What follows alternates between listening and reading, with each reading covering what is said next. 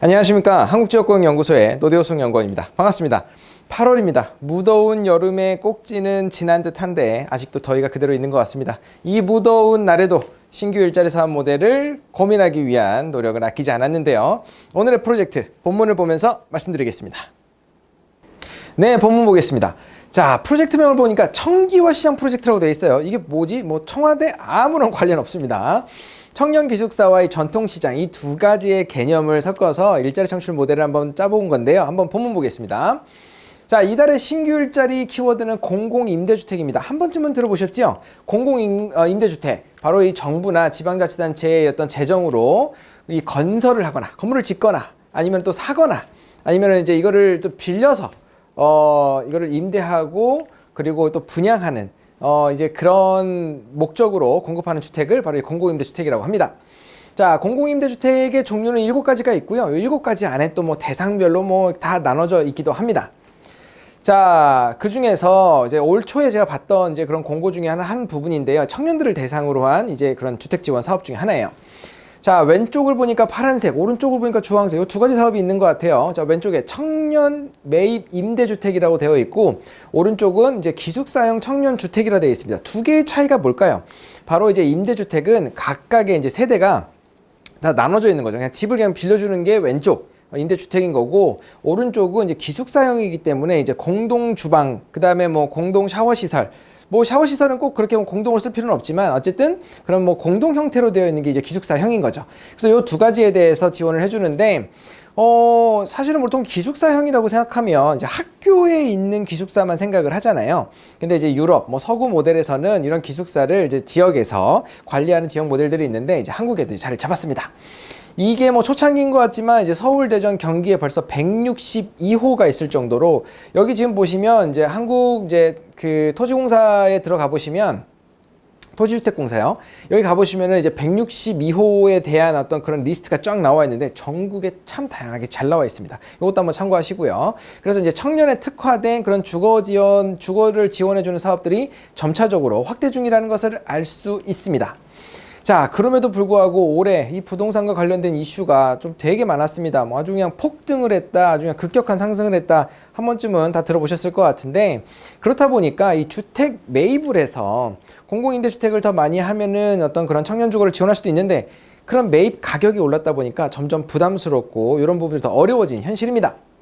자, 그럼에도 불구하고 이 청년 주거와 일자리의 안정화를 할 수 있는 방법이 없을까라는 부분을 좀 고민하던 와중에 일자리연구소에서 이런 아이디어를 내봤습니다. 바로 청년 기숙사와 전통시장을 합쳐서 그다음에 정주 여건도 개선하고 일자리도 만들어보자 라는 모델이었습니다.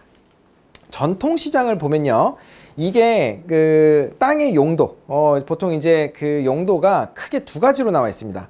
하나는 지금 보시는 것처럼 이제 서울 광장시장이죠. 요 근처에 이제 그 모 집에서 육회 비빔밥이 참 맛있는데요. 이건 여담이고요. 어쨌든 이 광장시장 같은 경우는 주변에 다 이렇게 상업지역으로 되어 있어요. 그리고 여기는 이제 영등포역 앞에 보면 영등포 시장인데 이쪽은 또 주거 지역으로 되어 있습니다.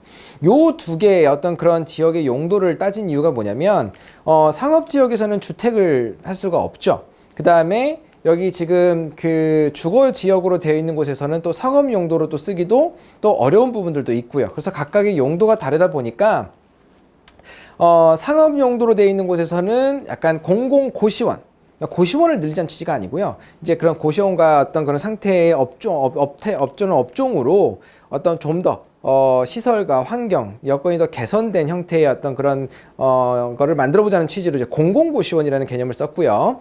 그 다음에 주택을 쓸 수 있는 지역에서는 이런 공공기숙사를 또 만들어서 할 수 있는 방법이 있다 보니까 용도에 상관없이 진행할 수 있는 부분으로 이제 좀 적어놨습니다.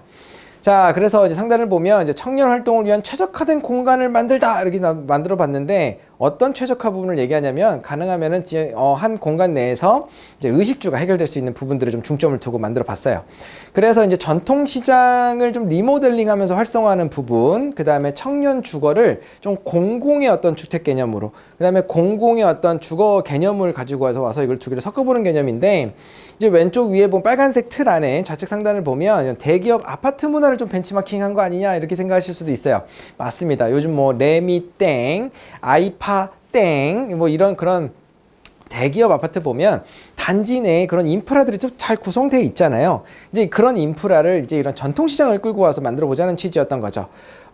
그리고 여기 하단에 보면 전통시장 쪽에서 쓸 수 있는 개념 파란색 3개 좌측에 나와 있는 거 보면 공공미술, 공공키친, 공공배달 이런 개념들이 있는데 이런 것들을 통해서 좀 전통시장을 좀 더 활성화할 수 있는 부분들이고요. 오른쪽에 파란색 3개를 보면 창업공간, 취업공간, 문화공간 이렇게 나와서 이런 어떤 그 청년들이 활동할 수 있는 공간들을 중심으로 좀 제공할 수 있겠다라는 부분을 좀 적어놨습니다.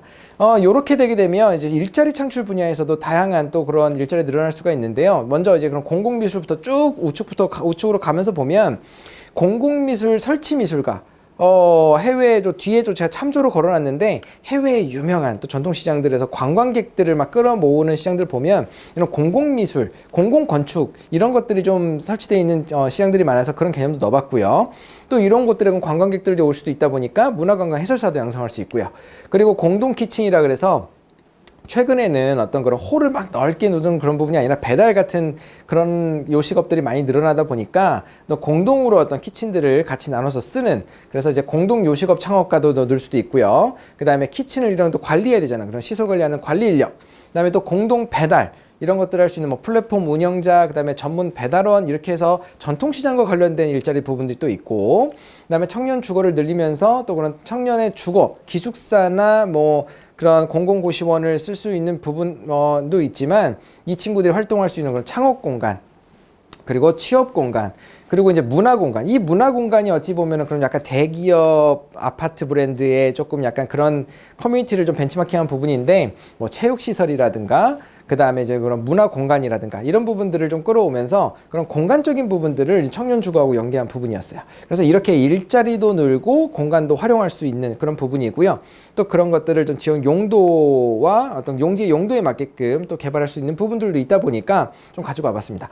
마음 같아서는 전통시장을 그냥 싹 어떻게 새로운 인프라로 바꿔주면 좋겠지만 그렇게 바꾸기가 너무 어렵잖아요. 그동안에 또 우리 또 상인분들은 또 장사를 계속 하셔야 되는데 그런 공간들을 바로 이렇게 뭐 교체할 수 있는 그런 땅들이 잘 많지가 않다 보니까 그런 부분들을 일부 1단계, 2단계, 3단계 이렇게 조금씩 개발을 해가면서 어떤 그런 전통시장 활성화도 하고 그 다음에 어떤 변화와 혁신도 일으키는 그런 부분으로 만들었던 것이 바로 이 모델이고요. 그래서 하단에 주황색 보면 먹거리, 볼거리, 일거리가 모두 있는 청기화 시장이라는 개념으로 만들어 봤습니다. 하나 빠뜨린 게 하나 있네요.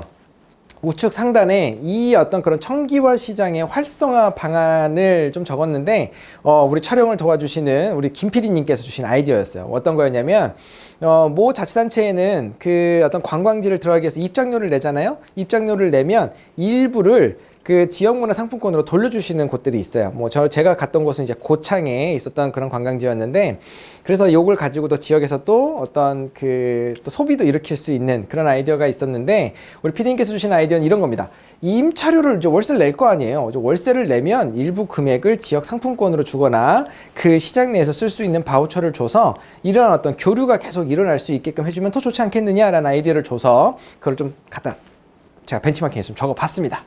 PD님 감사합니다. 자, 아까 제가 이런 시장에 그 공공미술이 같이 엮인 그런 아주 관광지로도 유명하고 시장으로도 유명한 곳이 있다고 말씀드렸죠. 요거는 좀 참조를 좀 말씀드리려고 그랬어요. 이 좌측에 두 개는 스페인의 사례입니다. 좌측은 이제 산타 카테리나 시장이고 가운데 있는 곳은 이제 그 남부 세비야의 이제 엔카르나시온 시장인데 이렇게 시장의 공공미술, 설치미술을 같이 함으로써 관광객도 오고 시장의 좀 환경도 더 개선되고요. 우측 같은 경우는 이제 베식타스 피시마켓이라고 하는데 지금 보시면 건축물이 원래 시장이 이렇게 일자로 쭉 11자로 나열되는 것만 주로 보셨죠?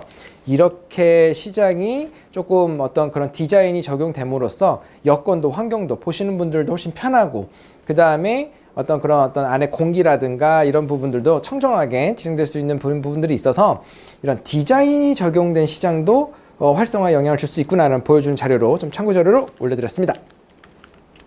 자, 오늘 모델 어찌 보셨나요? 좀 고민을 많이 하면서도 부족하고 좀 발전시키고 보완해야 될 부분이 있다고 생각을 합니다. 또 좋은 아이디어가 있거나 좀 더 첨언하실 게 있으시면 요 아래 또 댓글을 또 남겨주시면 저희가 추후에 이 아이디어를 또 사업으로 기획할 때 한번 참고하도록 하겠습니다.